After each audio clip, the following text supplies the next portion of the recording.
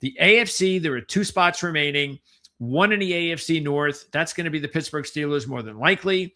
The other looks like it's going to be the Houston Texans. They need to win just one of their 2 or get a cult loss in one of the last 2, and Houston will get the number 7 seed. So it's looking like Pittsburgh and Houston will round out the AFC. It's not set in stone.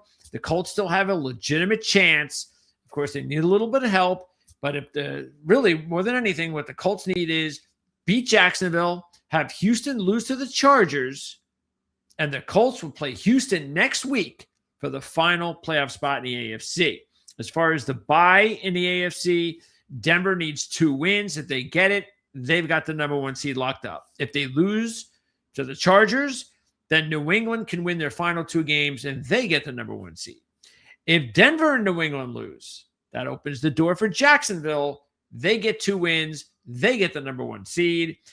And then for the Chargers, who still have a chance for the number 1 seed, they need Denver, New England, and Jacksonville to lose. They win their final 2. The Chargers are AFC West champs and AFC number 1 seed heading to the playoffs. Buffalo's only chance to get the number 1 seed. Denver loses, New England loses, Jacksonville loses, and the Chargers lose. If that happens, if Buffalo wins their last 2, the Buffalo Bills will be the number 1 seed in the AFC. In the NFC, it's a lot clearer. Only 1 spot remains because Detroit lost earlier today, so the Packers are in.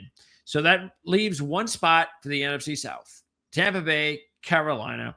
And I think we pretty much know the story by now, but just a quick refresher. Tampa Bay wins.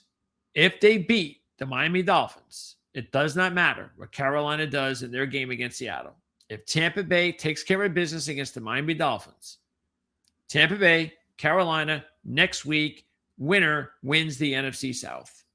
Now, if Carolina beats and upsets Seattle this week, they can clinch if Tampa Bay loses to Miami.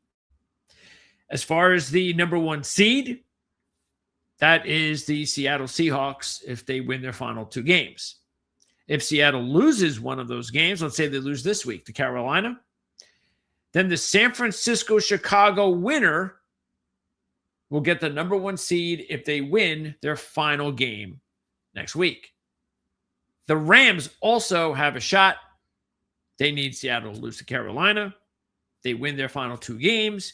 And then the San Francisco-Chicago winner needs to lose next week. And then the Rams get the number 1 seed.